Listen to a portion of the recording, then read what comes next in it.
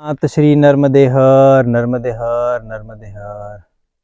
वर्तमान हम लोग पीछे व्यासेश्वर महादेव मंदिर के दर्शन करते हुए आगे बढ़े।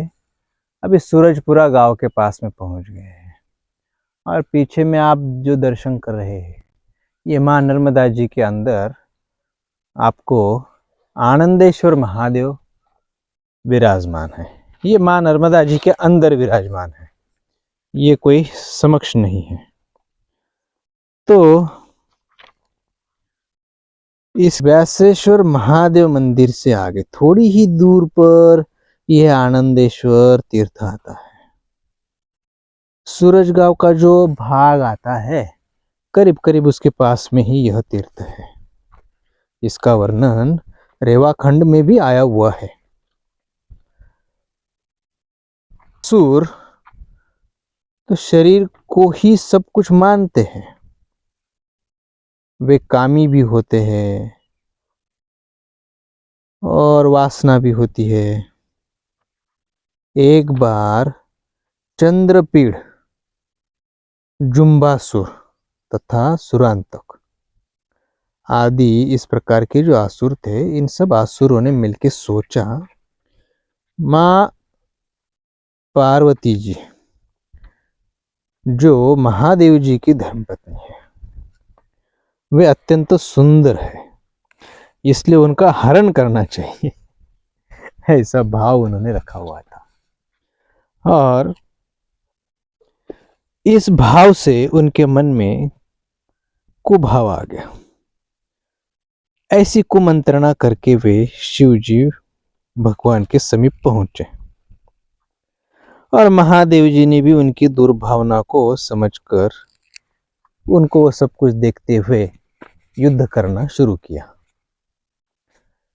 अब महादेव जी और ये सब जो तीन असुर है, तीन चार असुर, उनकी सेना आदि आपसी में युद्ध शुरू हुआ।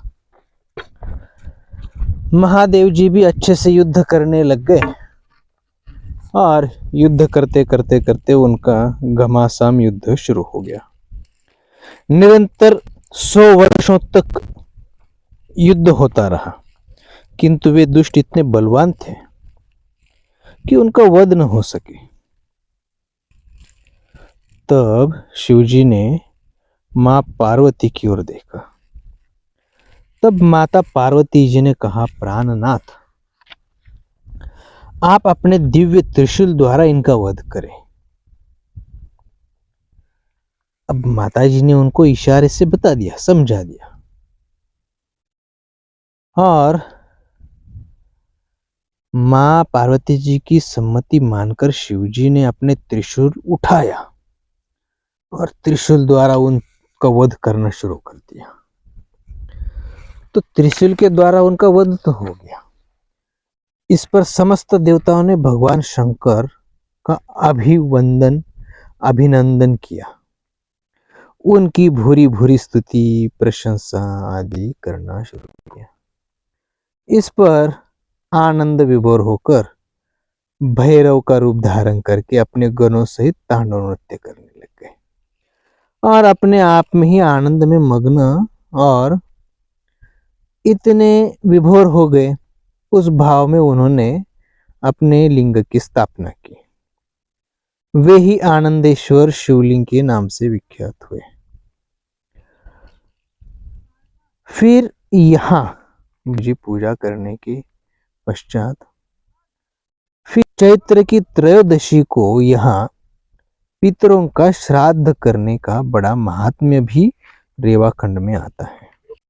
वैसे भी इस तीर्थ की अन्य भी बहुत सारी महिमा है। पितरों के लिए यहाँ पर खासकर विशेषकर उनका श्राद्ध तर्पण आदि करने का भी बड़ा महात्म्य है। माँ नर्मदा जी के तट पर जिनको संतान नहीं होती उनके लिए भी यहाँ पर माँ नर्मदा जी का पूजन आदि किया जाता है, तो उनको संतान प्राप्ति का भी बहुत बड़ा महात्म्य इस सूरजपुरा ग्राम में माँ नर्मदा जी के तट पर आनंद तीर्थ जो है उसकी महिमा रेवाखंड में आई हुई है।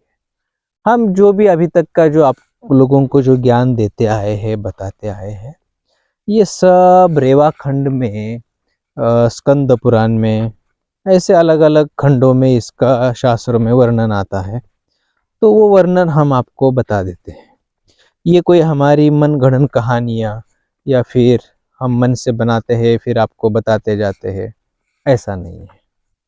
मात श्री नर्मदे हर, नर्मदे हर, नर्मदे हर।